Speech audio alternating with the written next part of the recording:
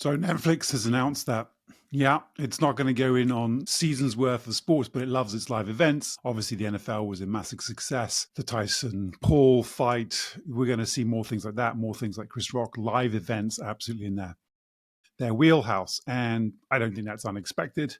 I think we'll see them continue to dabble. But it's been an interesting set of results for them, including raising their prices for subscribers in Canada and the US to, I think it's not now $17.99 for a premium no ads selection, or over $20 if you want it in 4K, which, I remember not long ago, $7.99 or $9.99 was the subscription price. So as they brought in more people on the advertising tier, the price has gone up.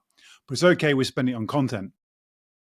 Except there's a $15 billion share buyback, which means there's plenty of cash for content if you're doing a share buyback, just to be absolutely clear. And if you're a rights holder, I personally think you should be sat there going, if you can afford to be doing share buybacks and there's that much cash lying around, business is great, then what are we holding out for?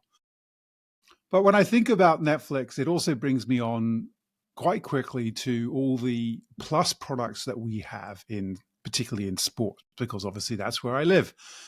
Whether that's UEFA Plus, FIFA Plus, and the like. They're mirror images of one another. And it drives me a little bit crazy, because I think what we have learned, and what I think the bundle always showed, and what examples like, Monday Night Football in the US is often a precursor to 60 Minutes, and that's the ad generation model around it, was always that while sports is key and essential and it brings the audience, there are other things that are the glue. And without the glue, everything falls to pieces. So, single sport content hubs are difficult at the very best of times.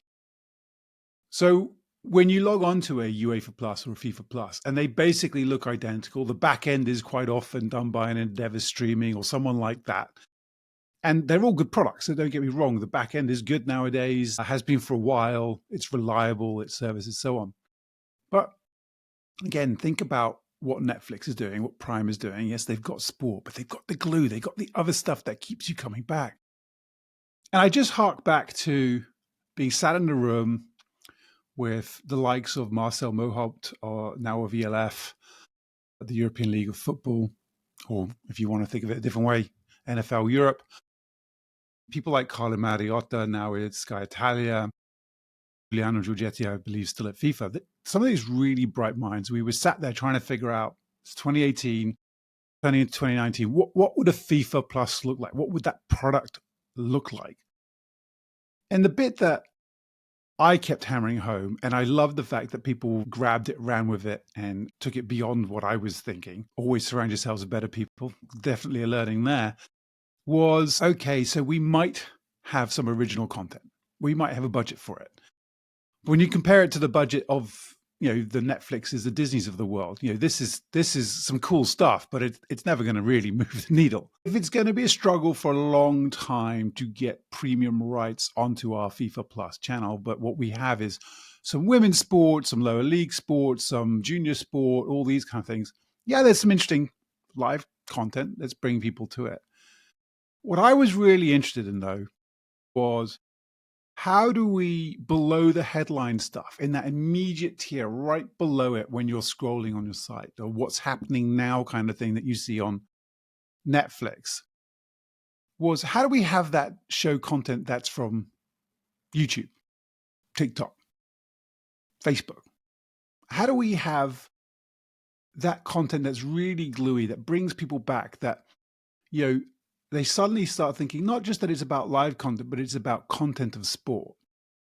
And the reason I was thinking like that was, I was lucky enough in 2014, 2015 to be a board director and then COO at Rightster, now Brave Bison. And you could see in the gaming world, there were kids putting out content about how they played Halo, where, live it was interesting, but the stickiness of that was insane. So you always understood that YouTube had this amazing business model, amazing mechanics, and this kind of content people wanted to go back for. And it just confused me that we kept putting things on our Plus channels that looked identical, didn't offer any glue, And therefore, audience would pop in for something and then leave. And it was really hard to have retention, high churn rate. I mean, all the things that when you create a digital product are the opposite of what you're trying to do. And I just remember having these really interesting, fun conversations and putting forward proposals and strategy documents. I said, look, I think we can launch a FIFA Plus in literally 6 to 8 weeks. We knew the people we wanted to launch the platform on, who ended up being a lot of the back end of it anyway, a couple of years later. And well done to Dave Roberts and the team for launching it. We were speaking to people about how we brought in onto the platform YouTube content. How do we keep the people on our platform, not just drag them back to YouTube? What is that glue? What is this stuff? How do we make this much more interactive and two-way with the fan so that when they think of football, they come to FIFA Plus? And even, why FIFA Plus? What's a better name for it? So, to me, I'm still confused. Why do we have identikit products? Why are we fighting with one another? It needs to be on one platform. But more than that, stop thinking about it as, it's got to be just ours. I promise you, if you open up your mind, you're going to have people staying for longer.